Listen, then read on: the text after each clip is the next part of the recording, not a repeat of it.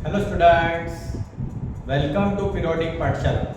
तो जैसे कि हम लोगों ने प्रीवियस क्लास में ट्रांजिशन और इनर ट्रांजिशन के पीवाईक्यू सॉल्व किए एमएसटी सीटी के लिए, तो आज हम लोग नेक्स्ट लेसन के बारे में बात करने वाले हैं। उस लेसन का नाम है कोऑर्डिनेशन कंपाउंड। प्रीवियस क्लास में मैंने बताया था कि फिजिकल केमिस्ट्री ऑलरेडी हमारा एंड हो चुका है। अभी आज का जो लेसन हो जाएगा कोऑर्डिनेशन कंपाउंड, उसके बाद इनऑर्गेनिक केमिस्ट्री भी एंड होने वाला है। नेक्स्ट पार्ट हम लोग ऑर्गेनिक के बारे में बात करने वाले हैं। तो मैं बोल रहा हूँ आपको अच्छी तरीके से डेटा पढ़ के आना है, तो आपके पीवाई को आसानी से सॉल्व हो जाएंगे। और ये मेरी गारंटी है, मैंने हमेशा बोला है, आसानी से तुम लोग क्वेश्चन एमएसटी सीटी के हर एक लगा सकते हो।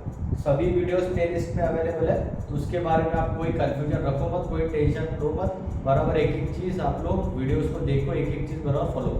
तो चलते हैं, आज का डिस्कशन स्टार्ट करते हैं कोऑर्डिनेशन कंपाउंड के बारे में। चलते देखो क्वेश्चन क्या क्या है। मैंने प्रीवियस ईयर क्वेश्चन जितने भी है वो लिखे हैं सभी टाइप के। देखते हैं क्या क्या चीज़ बोला है। चलो, पहला क्वेश्चन बोला है which from the following complex contain, कौन सा लिगैंड बोला है? अनायनिक। ये क्वेश्चन पूछने का तरीका, कौन सा लिगैंड बोला है? अनायनिक। और आपको चार ऑप्शन, आप देखोगे खुद, आपको चारों ऑप्शन में IUPAC नहीं की। अब इसको पहचानना कैसे? तो एक चीज आप लोग देखना, कोऑर्डिनेशन कंपाउंड में बुक में देखोगे तो रूल काफी सारे लिखे। वो रूल से आपको टाइप पे स्ट्राइक होना ये थोड़ा सा डिफिकल्ट पार्ट है। लेकिन अगर मेरे तरीके से पढ़ोगे वीडियोस, IUPAC नेम का आप मेरे पीरियोडिक पाठशाला के चैनल पे अवेलेबल है, वो देख लेना कि मैंने ट्रिक के हिसाब से हम लोगों ने ये IUPAC नेम पढ़े थे, ताकि आप कोई भी IUPAC नेम लगा सकते। पेपर में इतना समय नहीं रहेगा कि आप एक रूल को अप्लाई करके देखो कौन सा आता है क्या आता है। तरीका है, तो उस तरीके से हम लोग सॉल्व करेंगे। विद इन 5 सेकंड के अंदर क्वेश्चन खत्म हो जाएगा। तो अनायनिक लिगैंड, तो अनायनिक लिगैंड का IUPAC नेम जब आता है तो उसने रूल ने बोला था कि पहले सेंट्रल मेटल एटम, पहले लिगैंड का नाम लिखना, फिर सेंट्रल मेटल एटम का नाम लिखना, फिर ऑक्सीडेशन स्टेट लिखना, और देन जो बचा है अनायन उसके बारे में लिखना। तो चलो देखते हैं यहाँ पे ऐसा कुछ है क्या।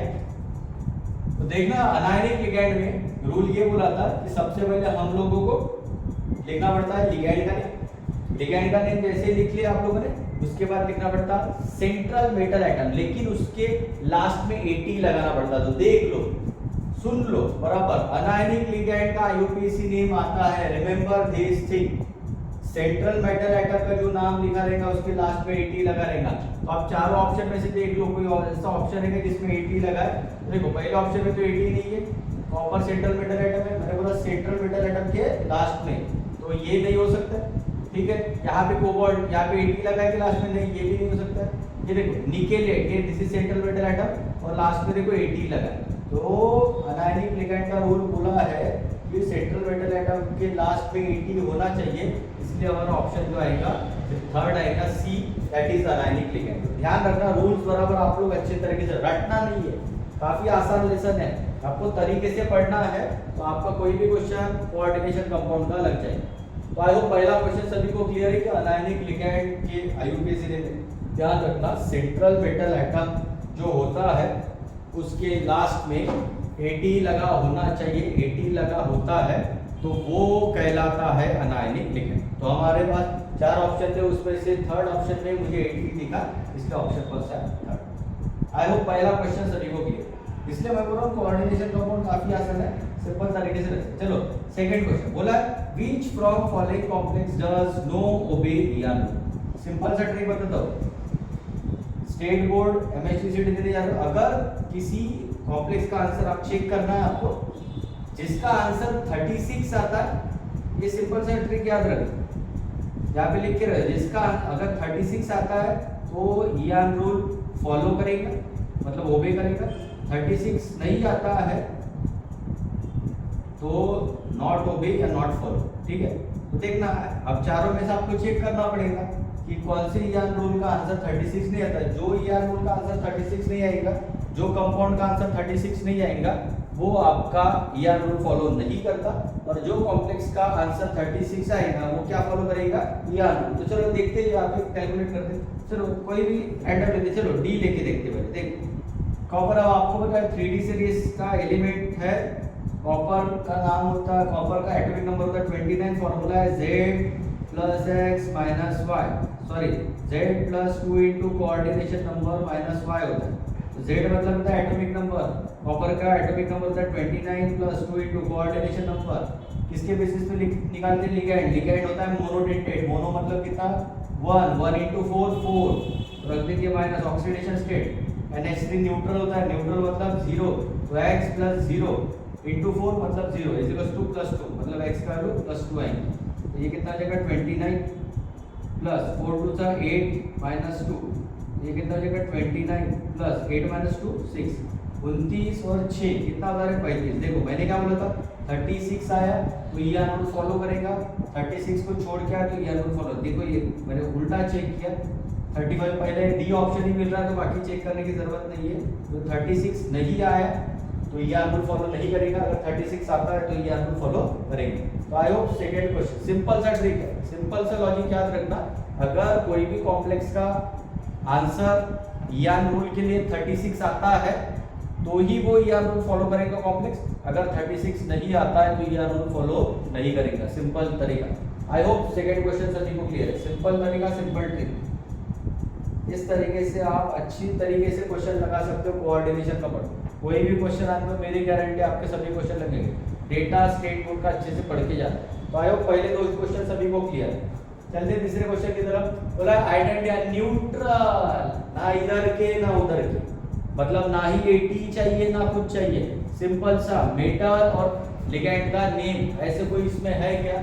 देख यहाँ पे 80 मैंने क्या बोला था, न्यूट्रल मतलब ना कटाई लिख रहेंगे ना अनाइन लिख रहेंगे, ना 80 कुछ नहीं, सिर्फ सेंट्रल मेटल एटम और लिगैंड का नाम रहेगा। तो देखो यहाँ पे पहला 80 दिख रहा है मतलब ये नहीं होगा, आयन भी दिख रहा है नहीं होगा, 80 दिख रहा है नहीं होगा, यहाँ देखो ट्राई अमाइन लिगैंड है, नाइट्रो लिगैंड और मेटल है, मतलब जिसमें मेटल और लिगैंड रहेगा वही आपका न्यूट्रल कॉम्प्लेक्स, तो हमारा आंसर सी होगा try amine tri nitro cobalt. इसमें भी आयन है, मैंने बोला तो कुछ भी नहीं रहेगा, जिसमें सिर्फ सेंट्रल मेटल एटम रहेगा और क्या रहेगा लिगैंड रहेगा, वही आपका न्यूट्रल कॉम्प्लेक्स कहलाता है, न्यूट्रल लिगैंड कहलाता है।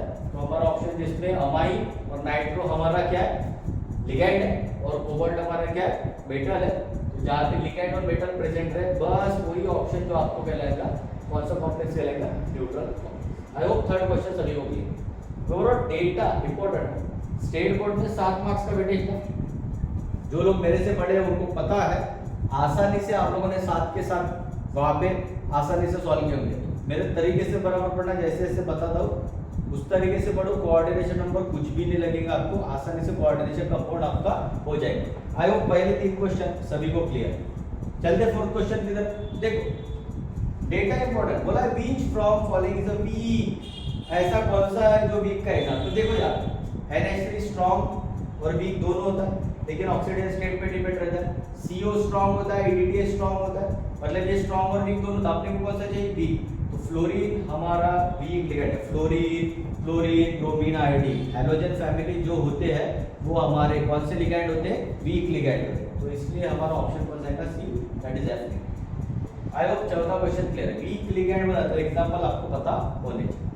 चलते हैं फिफ्थ क्वेश्चन पे, बोला what is the number of unpaired electron, अरे निकाल दो, ये तो पिछले ट्रांजिशन इनर ट्रांजिशन के तरीके से क्वेश्चन है।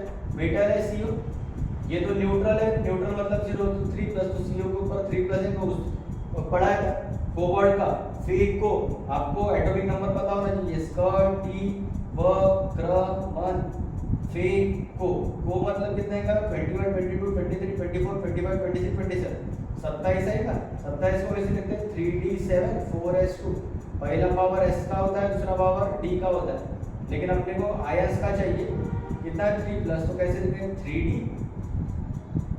यहाँ से 2 गए 3 माइनस कर रहे, तो यहाँ से 2 गए तो 0, यहाँ से 1 गए तो 3d6, तो अब d के पास सभी को पता है कितने बॉक्स होते हैं 5, बराबर 5 में देखोगे 1 2 3 4 5 और 6।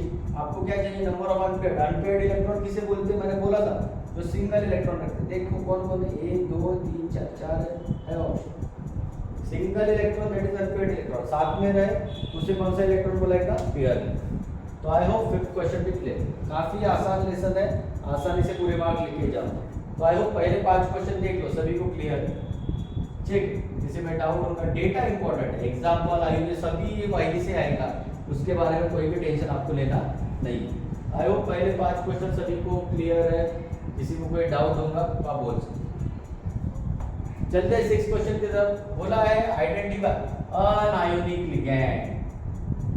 इस एग्जांपल में से कौन सा अनआयोनिक लिगैंड है? तो सुन लो, अमाइन आपका न्यूट्रल होता है, एक्वा आपका न्यूट्रल होता है, इथाइलिन डायमाइन मतलब ईएन ये न्यूट्रल, तीनों न्यूट्रल है। एक ही आइसोथायोसाइनेटो, ये कौन सा होता है जिसके ऊपर नेगेटिव चार्ज आता है। नेगेटिव मतलब क्या होता है? अनायन होता है, इसीलिए वो लिगैंड कौन सा लिगैंड हो जाएगा? Anionic ligand. इसलिए जो ऑप्शन रहेगा वो ये रहेगा आइसोथायोसाइनेट NCS। थायोसाइनेटो बोला हुआ है HCl नेगेटिव होता है, आइसोथायोसाइनेट तो NCS नेगेटिव होता है। Remember this thing, isothio negative charge है, नेगेटिव मतलब अनायनिक होता है, इसलिए उस लिगैंड का नाम क्या रहेगा? Anionic ligand. I hope 6 question सभी को क्लियर। चलते 7 की तरफ। बोला व्हाट इज एन ईआर? अरे अभी पढ़े थे। ईआर कैसे कैलकुलेट करोगे? तो फॉर्मूला है Z + 2 * coordination number - 1 oxidation Z। Cobalt है, कोबाल्ट का भी पता था कितना होता है? 27। टाइम नहीं रहता, फटाफट रखना पड़ता value. 27 + 2 * coordination number 1 * 6 minus oxidation state +3, ये न्यूट्रल है 0 + 3, तो ये 27 + 12 - 3 तो कितना हो जाएगा? 27 + 12 - 3 9। 27 + 10 कितना था? 37 - 1 36 है क्या? नहीं 36, यस ये ऑप्शन। इसलिए मैंने थोड़ी देर पहले बोला था, आप देख सकते हो 36 आया तो ईआर रूल फॉलो करेगा, 36 नहीं आया तो ईआर रूल फॉलो करेगा क्या? नहीं। तो इस तरीके से आप ईआर रूल कैलकुलेट कर सकते हैं कोई भी कंपाउंड। तो आई होप 7 क्वेश्चन तक सभी को क्लियर है। सभी एक डेटा बोलते रहो, काफ़ी आसान है, डेटा आपको पता है तो आप कोई भी क्वेश्चन आसानी से लगा सकते हो।